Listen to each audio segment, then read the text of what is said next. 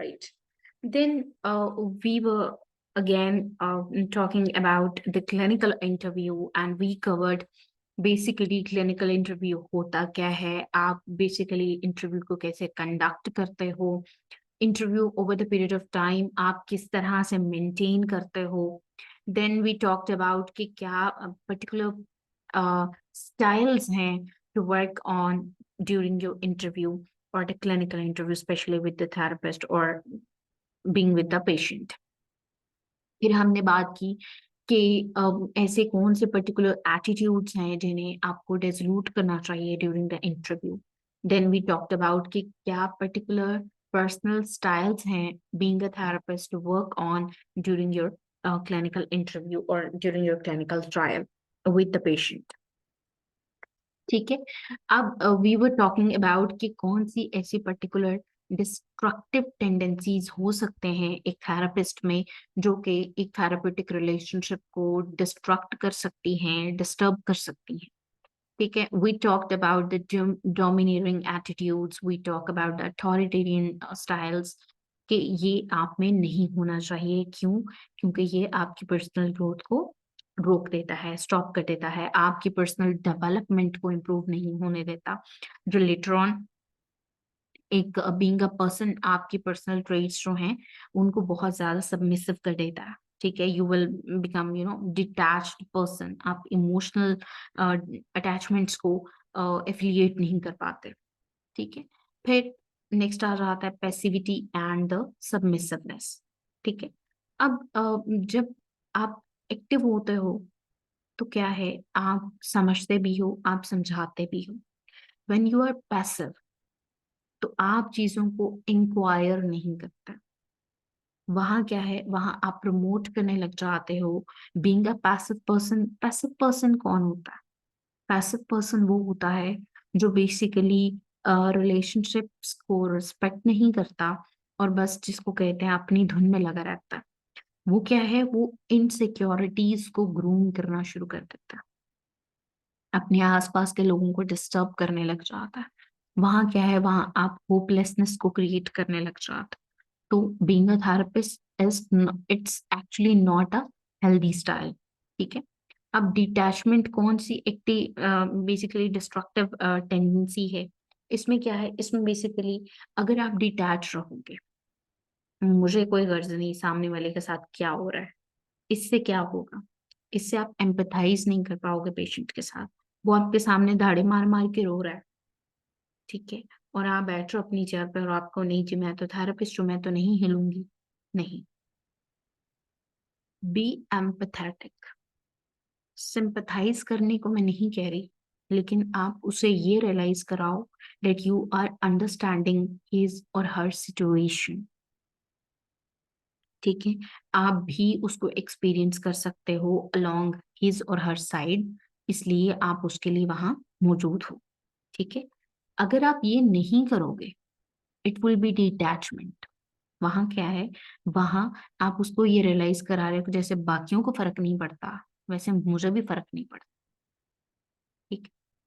तो ये चीज जो है, ये आप उसको नहीं करते हो. आप उसके साथ ऐसा रिलेशनशिप स्टाइल करते हो कि जिसमें आप एम्पैथेटिक रहते हुए सिंपैथी को प्रमोट करते हो, उसको फील कराते हो that yes I am here for you.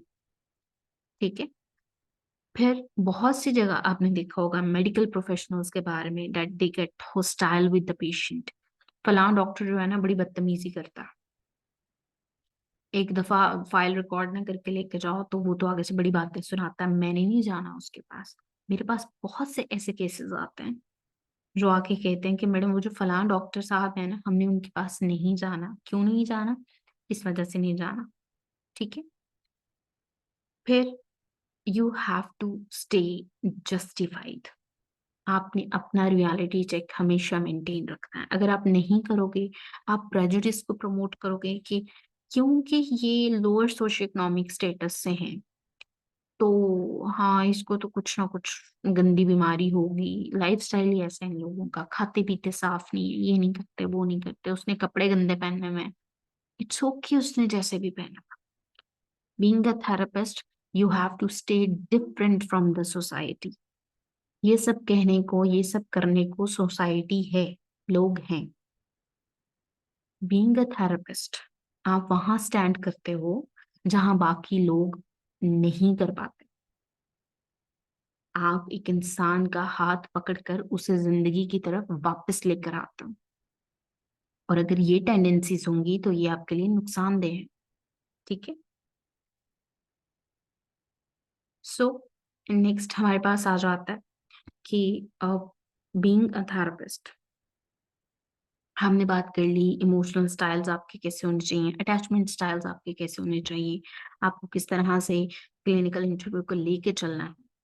अब बात करते हैं कि क्या पर्टिकुलरली जब हम क्लिनिकल इंटरव्यू कर रहे हैं, हम क्वेश्चन कर रहे हैं, हम बात पूछने की कोशिश कर रहे हैं, तो क्या पर्टिकुलरली कुछ ऐसी टेक्निक्स हैं जिनको हम यूज करते हुए प्रोडक्टिव क्वेश्चनिंग कर सकें या इफेक्टिव आंसर्स को ऑब्टेन कर सकें।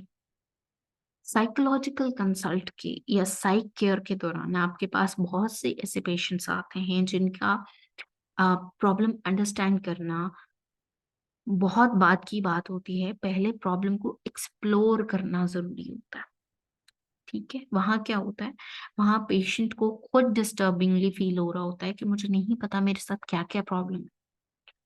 सिम्टम एंजाइटी के भी आ रहे होंगे, डिप्रेशन के भी आ रहे होंगे। ठीक है। वो कहेगा मुझे मुझे आवाजें भी सुनाई दे रही हैं, वो चीखना चिल्लाना भी शुरू कर देगा। अब ऐसा तो नहीं हो सकता कि मिक्स्ड सिम्टम्स आना शुरू हो जाए। तो वहां क्या है, वहां आपको क्वेश्चंस को डायरेक्ट करना पड़ता है। अब उसके डिफरेंट तरीके हैं। अब अगर मैं जो तरीके आपको बताऊंगी, जो हम गाइडेंस लेंगे इन सब चीजों से, इससे क्या है, बीइंग अ प्रैक्टिशनर आपको इंसाइट मिलना शुरू हो जाती है towards the clients thoughts and their feeling. और जब आपको ये अंडरस्टैंड हो जाए कि आखिर उसके जहन में चल क्या रहा है, आखिर ऐसी कौन सी खिचड़ी है जो उसे डिस्टर्ब कर रही है, तो वहां क्या है, वहां प्रॉब्लम का पता चल जाए तो उसे सॉल्व करने के लिए आसानी हो जाती है। ठीक है। उसके बाद आ जाता है कि आखिर हम जब क्वेश्चंस की बात करते हैं, आम इंसान के साथ बात करते हैं, आपको बहुत ज्यादा ये स्टीरियोटाइप सुनने को मिला होगा being a clinical psychologist, being a psychology students, कि अच्छा तुम साइकोलॉजिस्ट हो, मुझे पढ़ के बताओ मैं कैसा हूँ, मेरी पर्सनालिटी कैसी है। ठीक है। ये क्या है, अच्छा तुम लोग तो बस बातें ही करते हो ना। तो हम वहां कहते हैं कि हम सिर्फ आपसे बातें नहीं करते, हम बातों के जरिए आपके सवालों के जवाब आपको ढूंढने में मदद करते हैं। वो जो दिमाग में खिचड़ी पक रही होती है ना, जिसकी रेसिपी समझ नहीं आ रही होती है, हम उसमें आपकी मदद कर रहे होते हैं। उन उलझनों को कवर अप करने की कोशिश करते हैं हम आपके साथ मिलके। आपकी अपनी उलझने आपको डिस्कवर करने में हेल्प करता है। वहां पर्टिकुलर तरीका कार से ही क्वेश्चंस किए जाते हैं, तभी वो क्वेश्चंस इफेक्टिव होते हैं, तभी वो थेरेप्यूटिक प्लान इफेक्टिव होता है। ठीक है। So basically effective questions are the backbone of your practice. जब आप रेलेवेंट इंफॉर्मेशन ले पाओगे, जब आपको इश्यूज क्लैरिफाई हो जाएंगे, तभी आप क्लाइंट को बेहतर तरीके से गाइड कर सकोगे towards discovering his own self. जिस पे गर्द पड़ चुकी है मसलों की, वो गर्द हटाने में मदद कर सकोगे।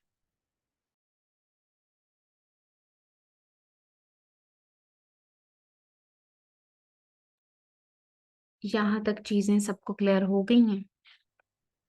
अगर किसी का कोई क्वेश्चन हो तो आप चैट में मेंशन कर दो। ठीक है। अच्छा, उसके बाद हम जिस तरह हमने यहाँ तक डिबेट कर ली कि क्वेश्चंस इंपॉर्टेंट होते हैं, तो फिर क्या either there are certain ways to question that person. ठीक है ना। मेरी स्क्रीन आप लोगों को शो हो रही है?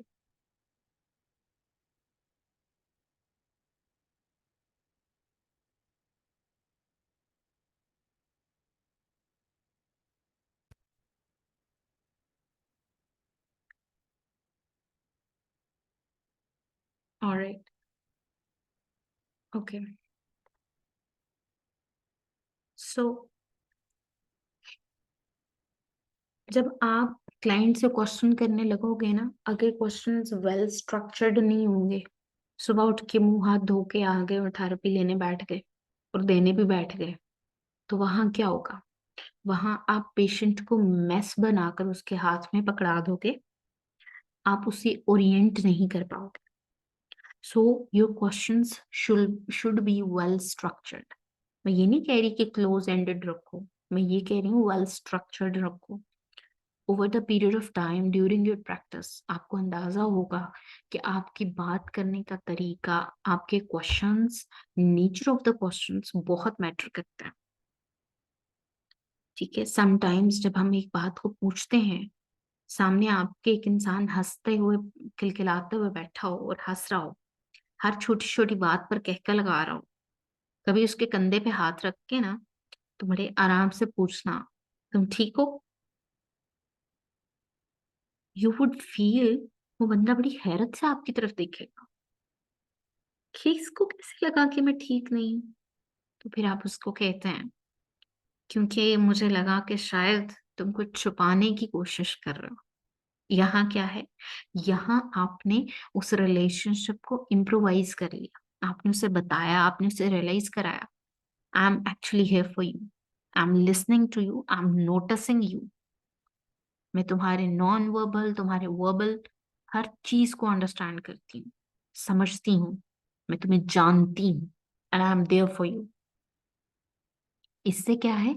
आपका थेराप्यूटिक रिलेशनशिप इनहेंस होता है, क्लाइंट सेटिस्फाई होता है, फिर वो अपनी किताब खोलना शुरू करता है आपके सामने। ठीक है, अब what are the particular types of questions? ठीक है, उसमें नॉर्मली आप सुनोगे open ended questions. Open ended questions क्या है? ओपन एंडेड क्वेश्चंस वो हैं जो बेसिकली एनकरेज करते हैं towards exploring the whole idea, whole information. ठीक है, आप उसको कहते हो, अच्छा टेल मी अबाउट योरसेल्फ, मतलब आप मुझे बता सकते हैं आपको क्या लगता है किस वजह से ये सब हुआ, कहाँ से ये मसला शुरू हुआ। ठीक है, अब ये क्या है? ये एक ओपन एंडेड क्वेश्चन है। क्लोज एंडेड क्वेश्चंस क्या होते हैं? क्लोज एंडेड क्वेश्चंस में क्या होते हैं? आप क्लियरली एक जस्टिफाइड स्पेसिफिक डिटेल डिमांड करते हो। जैसे मैं कहती हूँ, अच्छा आपको लगता है आपकी वाइफ ने आपके साथ बुरा किया, आपको गुस्से में बोला, चीजें उठाकर फेंकी, उस वक्त आपने क्या किया था कि नौबत यहाँ तक आई? अब ये क्या है? ये क्लोज एंडेड क्वेश्चन है, मैं पूछ रही हूँ उस वक्त क्या हुआ था। ठीक है, रिफ्लेक्टिव क्वेश्चंस क्या होते हैं? रिफ्लेक्टिव क्वेश्चंस में ये होता है बेसिकली, आप दोनों टाइप्स को यूज करते हुए टेलर कर देते हो अपने इंटरेक्शंस को। कैसे? आप उसको बताते हो, आप उसको रिफ्लेक्ट कराते हो ओवर द क्वेश्चंस कि actually what is going on, हम मसले की तरफ जा रहे हैं, हम आहिस्ता आहिस्ता जा रहे हैं। ठीक है, हमने बात कर ली ओपन एंडेड क्वेश्चंस की, बेसिकली जिसमें एक क्लाइंट बजाते खुद ऑनर होता है towards narrating the whole situation. वो सिर्फ बोलता है और आप सुनते हो, आप उसको गाइड करते जाते हो, आप उसको फॉर्मुलेट करते जाते हो डायलॉग को, बोलने आप उसको देते हो, आप उसको गाइड करते हो। ठीक है, इस तरह से क्या है, क्लाइंट बेसिकली अपने थॉट्स को, अपने फीलिंग्स को एक्सप्रेस कर पाता है, बता पाता है, वो कहानी जो कोई सुनने को तैयार नहीं वो आपको सुना पाता है। क्लोज एंडेड क्वेश्चंस जिस तरह मैंने बताया, बेसिकली आपको स्पेसिफिक इंफॉर्मेशन देते हैं, आपको डिटेल्स कंफर्म करने में हेल्प होती है। ठीक है, इसमें बहुत लिमिटेड रिस्पॉन्सेज भी होते हैं और समटाइम्स क्लाइंट आपको थोड़ी सी डिटेल भी दे सकता है। ठीक है, इससे क्या होता है, आप डिस्कशन को लिमिट कर पाते हो, आप बाउंड्रीज बना पाते हो towards basically contemplating your whole ideology. जो आज का सेशन है आप उसको ओरिएंट कर पाते हो। ठीक है, इससे बेसिकली क्या होता है, आप फैक्ट्स को क्लैरिफाई रख पाते हो, आप अंडरस्टैंडिंग को इंश्योर कर पाते हो और आप अपने थेरेप्यूटिक स्टाइल को कन्फाइंड रख पाते हो। ठीक है, रिफ्लेक्टिव क्वेश्चंस जिस तरह मैंने बात की, रिफ्लेक्टिव क्वेश्चंस में बेसिकली आप एक तरह से, रिफ्लेक्शन क्या है, आप इमोशनल कंपोनेंट को ऐड करते हुए क्लाइंट को हेल्प कर रहे हो towards exploring the whole situation again. इससे क्या है, क्लाइंट जो बात कह रहा है आप उसको बताते कि अच्छा, यू वांट टू से this kind of thing, right? ठीक है, मैं समझ सकती हूँ आपकी बात। फिर आपके लिए तो ये बहुत प्रॉब्लमैटिक रहा होगा। ठीक है, अब उसको आप एक्सप्लोर करा रहे हो, आप उसको इनसाइट डेवलप कराने की कोशिश कर रहे हो, आप उसके एक्सपीरियंस को वैलिडेट कर रहे हो। तो क्या कर रहे हो आप? रैपो भी बिल्ड कर रहे हो, आप क्वेश्चंस भी कर रहे हो, आप चीजों को वैलिडेट भी कर रहे हो, और आप एक फ्रेमवर्क भी बना रहे हो, पेशेंट के माइंड में भी, अपने सामने भी। ठीक है, जो लीडिंग क्वेश्चंस होते हैं, लीडिंग क्वेश्चंस यूं समझ लो कि एक तरह से क्लोज एंडेड और ओपन एंडेड क्वेश्चंस का मिक्सचर होते हैं। लेकिन इससे क्या होता है, क्लाइंट के रिस्पॉन्सेस काफी ज्यादा सटल आते हैं। ठीक है, basically they can guide through the process. ठीक है, लेकिन एक चीज याद रखिएगा, इसमें बाइसनेस बहुत ज्यादा आती है, क्योंकि पेशेंट के साथ साथ प्रैक्टिशनर को भी अवेयर रहना पड़ता है। बीइंग अ साइकोलॉजिस्ट हमें भी अवेयर रहना पड़ता है कि हम कौन सी फ्रेजेस यूज करें, हम कौन से सेंटेंसेस यूज कर रहे हैं, हमारा वर्बैटम क्या है, towards empowering the client, towards empowering the patient to share their information, to share their thoughts. Leading questions का एक बहुत प्रैक्टिकल सिनेरियो मैं आपको शेयर करती हूँ। During the timeline therapy, it's a particular type of therapy जो आजकल trauma victims के साथ या समटाइम्स इंटरपर्सनल कॉन्फ्लिक्ट्स की सूरत में पेशेंट को डिसेसिबिलिटी की तरफ लेकर जाने के लिए, डिसाइड करने के लिए, डिसीजन लेने के लिए टुवर्ड्स द रिलेशनशिप हम कम्युनिकेट करते हैं। अब ड्यूरिंग द टाइमलाइन थेरेपी आप पेशेंट को माजी, हाल, मुस्तकबिल की कहानी से गुजारते हो। ठीक है, but you have to stay aware कि आपकी फ्रेजेस में से कुछ भी ऐसा ना हो जो क्लाइंट के लिए बायसफुल हो जाए। ठीक है, उसके रिस्पॉन्सेस को सटल करते, आप लीड करते जा रहे हो टुवर्ड द क्वेश्चंस, बट आप क्वेश्चंस को क्लैरिफाई नहीं रख रहे, आप क्वेश्चंस पे बाउंड्रीज सेट नहीं कर, आप क्वेश्चंस की ओरिएंटेशन बना रहे हो। अच्छा, आपको लगता है ये हुआ, ठीक है, उसके बाद क्या हुआ? अच्छा, फिर आपने क्या किया? तो आपको लगता है कि उनको ऐसा नहीं करना चाहिए था। ये क्या है? ये लीडिंग क्वेश्चंस हैं। आप उसको उस बकायदा उन ऑथेंटिक थॉट्स से, उन फीलिंग से step by step go through करा रहे हो। हर एक तरीके कार से आप उसे री एक्सपीरियंस करा रहे हो। अब इस तरह से क्या होता है? इस तरह से बेसिकली आपकी रेपो भी बिल्ड होती है टुवर्ड्स द क्लाइंट, और एज वेल एज आप डेमोन्स्ट्रेट कर पाते हो towards the proper interest of the client. ठीक है, आप एक सेफ एनवायरनमेंट क्रिएट कर पाते हो टुवर्ड्स दैट पर्टिकुलर क्लाइंट और द पेशेंट। ठीक है, ताकि वो इंफॉर्मेशन आपके साथ शेयर कर सके, वो आपको मैक्सिमम इंफॉर्मेशन प्रोवाइड कर सके, अपने डिस्ट्रक्टिव एक्सपीरियंसेस को शेयर कर सके। ठीक है, अब बीइंग अ थेरेपिस्ट, कौन से कॉमन पिटफॉल्स हैं, कौन से कॉमन डिजास्टर्स हैं जो हमें नहीं होने देने होते हैं, या स्टूडेंट से अक्सर ड्यूरिंग देयर इनिशियल प्रैक्टिस हो जाता है? that are basically sometimes overloading the client with your questions. आप उससे सवाल किए जा रहे हैं, किए जा रहे हैं, किए जा रहे हैं। आपको लगता है 40 से 45 मिनट के सेशन में वो सिर्फ आपके सवाल सुनने बैठा है? नहीं, वहां फिर आपको वो टेंडर एक्टिविटीज करानी पड़ती हैं, जैसे मैंने आपको बताया था। आपको रीइंस्टेट करना चाहिए, समराइज करना चाहिए, क्लैरिफाई करना चाहिए, रिफ्लेक्शन यूज कर लो। ठीक है, आप डिफरेंट गेस्टॉल थेरेपी के डिफरेंट टेक्निक्स यूज कर लो, माइंडफुलनेस को यूज कर लो। अगर वो बहुत ज्यादा एजिटेट हो रहा है, उसको बोलो ओके फाइन, मैं आपसे मजीद इस बारे में अभी कोई बात नहीं करता। ठीक है, हम कोई बात नहीं करते। अच्छा, let talk about your likings and dislikings. ठीक है, सुबह नाश्ते में क्या लिया था? ये मैं क्या करी हूँ, मैं डिस्ट्रैक्शन की तरफ आ रही हूँ। ठीक है, these are the common pitfalls जिन पे कि आप काम कर सकते हैं। अब ये जरूरी क्यों है जानना? ये जरूरी इसलिए है क्योंकि इससे बहुत मेजर इफेक्ट आता है ड्यूरिंग थेरेप्यूटिक ट्रायल।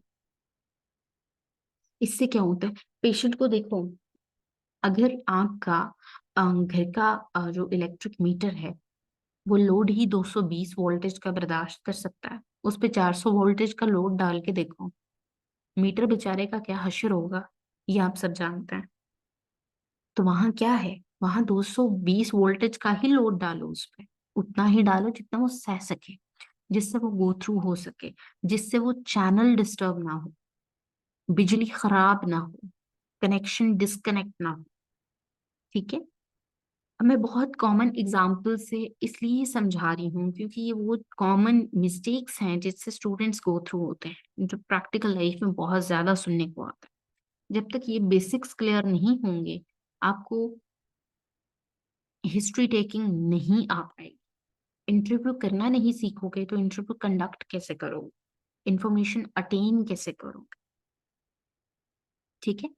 अब उसके बाद दूसरा जो इशू आ जाता है जिसको अवॉइड करना होता है, that is using a very debilitating language. ठीक है। अब मेरे पास एक पेशेंट आया है, वो मियाँ वाली से है। ठीक है। बहुत मिडिल क्लास बैकग्राउंड से है। मैं उसके सामने ब्रिटिश एक्सेंट में बोलने शुरू हो जाऊं, हे यो, हाउ आर यू, राइट, वो कहेगा यार ये क्या बोल रही हैं, इनका गला खराब है। ठीक है। तो वहां क्या है, आप उसके साथ उसके लेवल पर जाकर बात करो। Let him understand that you know very well what he is going through. ठीक है। आपको फाउंटेन हाउस में ऐसे थेरेपिस्ट भी देखने को मिलेंगे जो सेशन लेने बाहर गार्डन में बैठ जाएंगे। ओके फाइन, आज आपकी तबीयत ठीक नहीं, अच्छा ठीक है, हम यहीं बैठ के बात करते हैं। ठीक है। Even my self I have taken sessions on the flow, क्योंकि मुझे याद है जो मेरा पहला पेशेंट था जिसका मैंने सेशन फ्लोर पे बैठ के लिया था, हॉस्पिटल फ्लोर पे, वो बेसिकली एक ऑटिस्टिक चाइल्ड था, चाइल्ड विद द ऑटिज्म। ठीक है। और मैं उस बच्चे का सेशन उसके कंफर्ट के लिहाज से फ्लोर पे बैठ के लेती थी, because he love to play with the blocks on the floor. वो टेबल पे रख के उनके साथ नहीं खेलता था, उसे फ्लोर्स पे रखकर खेलना पसंद था। तो मैं उस लिहाज से उसके साथ चलती थी। I have to maintain that language. ठीक है। चीजों को क्लैरिफाई रखें, क्लाउडी वर्ड्स को यूज ना करें, कम्युनिकेशन को क्लाउडी ना होने दें। ठीक है। So what makes the practice perfect? Basically जब आप इफेक्टिव क्वेश्चंस को बार बार गो थ्रू होते हो ना, जब आप एंगेज होते चले जाते हो, तो practice makes you the perfect person. अब उसके लिए आप क्या कर सकते हो? देयर आर सर्टेन टेक्निक्स जिसको यूज करते हुए द पीरियड ऑफ टाइम आप क्वेश्चंस करना लर्न कर जाओगे। फॉर एग्जाम्पल, आप रोल प्ले यूज करो। अगर यहाँ प्रैक्टिशनर्स हैं तो मैं उनको भी कहती हूँ, मेरे स्टूडेंट्स हैं मैं उनको भी कहती हूँ, मेरे कोलीग्स हैं मैं उनको भी कहती हूँ, अपने स्टूडेंट से during the class role plays जरूर कराएं। They will help them out to understand what the patient will go through in the practical life and how we had to handle the situation. ठीक है।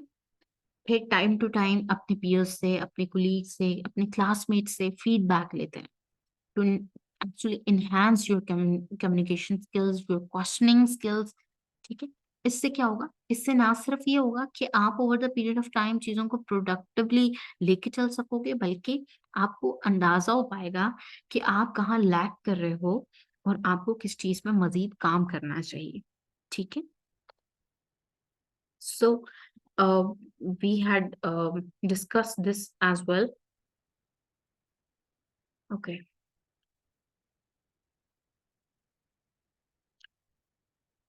Now we will be talking about, हमने बात कर ली कि किस तरह के communication को आप यूज करते हो, किस तरह के क्वेश्चंस को आपको यूज करना चाहिए, क्या क्या टाइप्स हैं जो कि बेसिकली आपको मास्टर कर सकती हैं towards conducting a very beneficial clinical interview.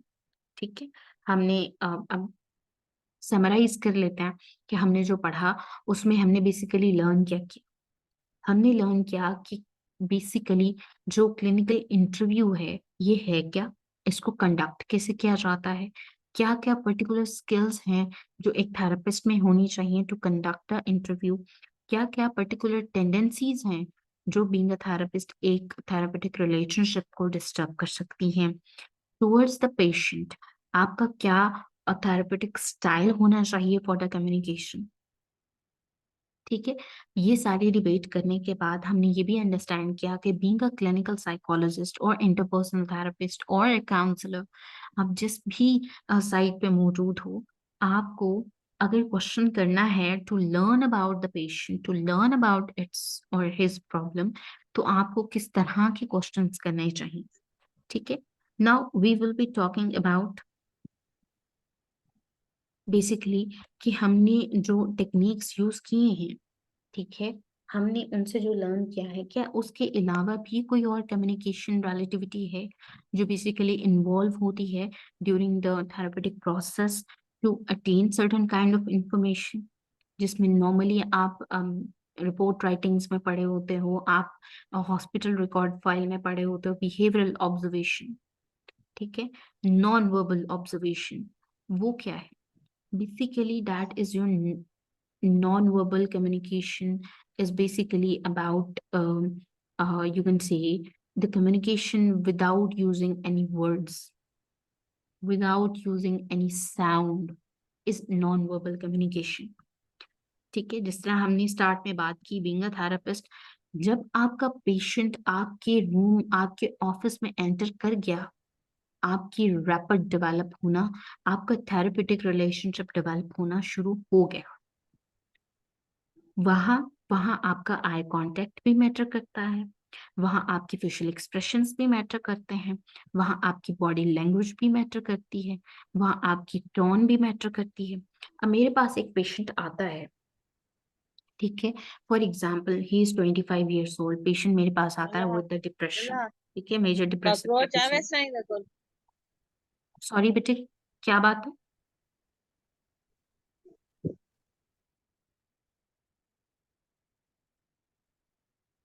किसी का कोई क्वेश्चन है तो वो पूछ सकता है।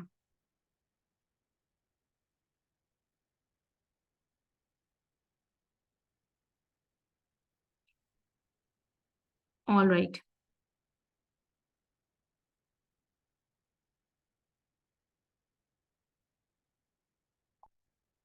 ओके देन, मेरे ख्याल से किसी का कोई क्वेश्चन नहीं है। एनीवेज, हम बात कर रहे थे नॉन वर्बल कम्युनिकेशन की, ठीक है। अब हमने एक सिनेरियो क्रिएट कर लिया कि एक 25 year old मेल है हमारे ऑफिस में एंटर हुआ है फॉर द थेरेपेटिक साइक, और he is having a depressive episode, और मैं आगे से टायर्ड बैठी हूँ और मुझे फ्लू हुआ हो और मैं टिश्यू लेके लगी हुई हूँ, तो क्या है, वहां पर क्लाइंट कहेगा, मैम तो खुद इतनी डिस्टर्ब है कि ये मेरे साथ कैसे कम्युनिकेट करेंगे। ठीक है, मेरी आईज पफी हुई हों and I am sitting like a tired person, और मैं बस उकताई बैठी हूँ, तो ऑब्वियसली पेशेंट क्या कहेगा? पेशेंट कहेगा, no, this was not a healthy choice for me, मैं गलत जगह पे। ठीक है। इसी तरह ये क्या हुआ, ये आपकी बॉडी लैंग्वेज ने कम्युनिकेट कर दिया, आपको जुबान से कुछ भी कहने की जरूरत नहीं पड़ी।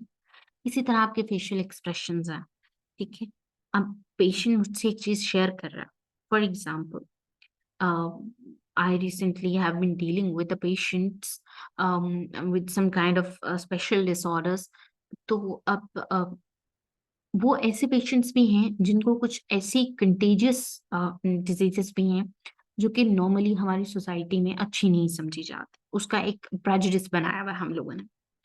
ठीक है, हम प्री जज करके बैठ जाते हैं उस चीज को। ठीक है।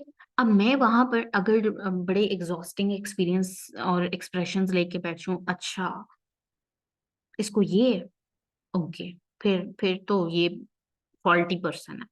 ठीक है, ये क्या हुआ, मेरे एक्सप्रेशंस ने अगर ये कह दिया, ठीक है, मैं बड़ा डिस्गस्टिंग एक्सप्रेशन लेके उसको देख रही हूँ, उसकी बातें सुन रही हूँ, ठीक है, तो मैंने क्या किया, मैंने अपने फेशियल एक्सप्रेशन से कम्युनिकेट कर दिया कि मैं भी सोसाइटी की तरह आपको यहाँ बैठी जज ही कर रही हूँ, मुझ में और सोसाइटी में कोई फर्क नहीं है। ठीक है, तो ये चीज क्या है, ये चीज आपको नहीं करनी। ठीक है।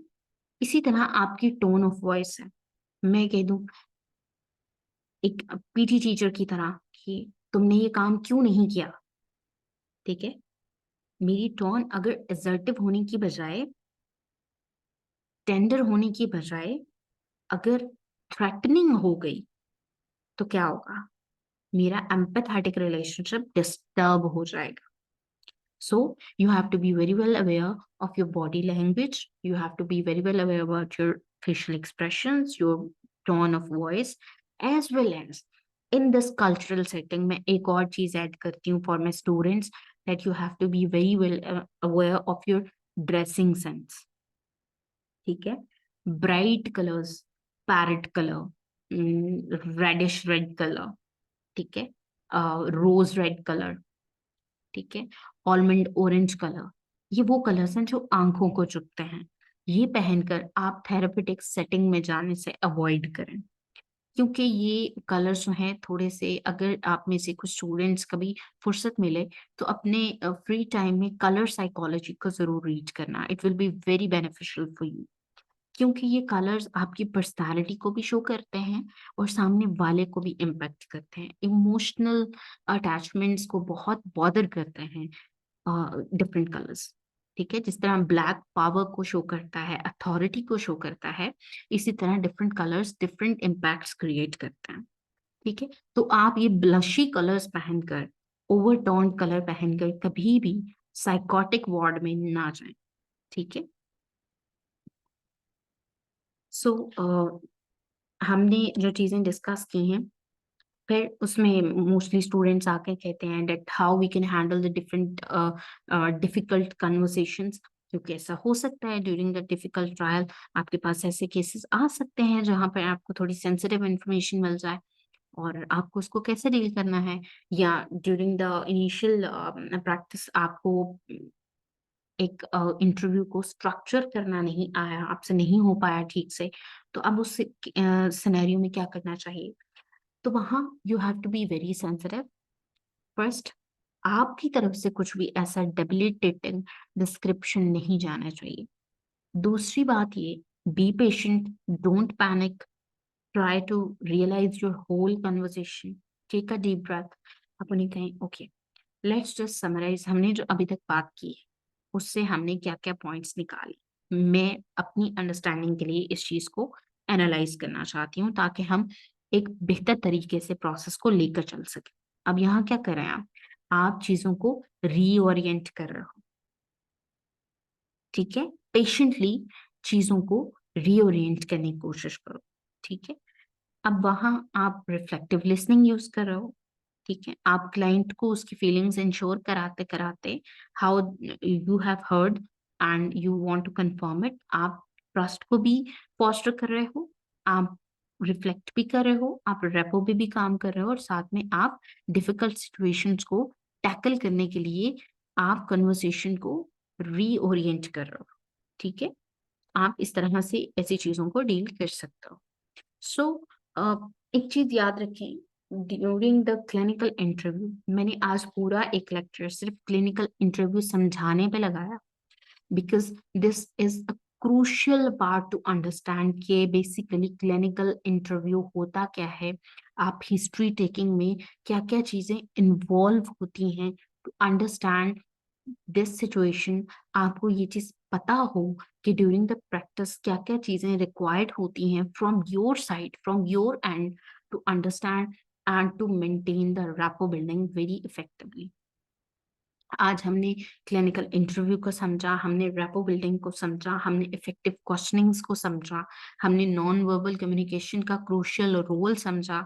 ठीक है. और आप किस तरह के स्किल्स को यूटिलाइज कर सकते हो for the better and effective psychological consultations, जो कि बेसिकली आपके क्लाइंट्स के लिए हेल्पफुल हो सकें, आपके थेरापेटिक रिलेशनशिप के लिए हेल्पफुल हो सकें. ठीक है. तो आज हमने इन सब चीजों को डिबेट किया. इसके हवाले से किसी का कोई क्वेश्चन है तो आप अभी मुझसे पूछ सकते हो. ठीक है. अदरवाइज अगर आप लोगों को ये लेक्चर चाहिए हों तो द माइंड्स कंसल्टेंट्स के नाम से ही मेरा यूट्यूब चैनल मौजूद है. वहाँ ये लेक्चर्स अपलोड हो जाते हैं, आप वहाँ से भी लेक्चर्स को ले सकते हो. ठीक है. Thank you so much.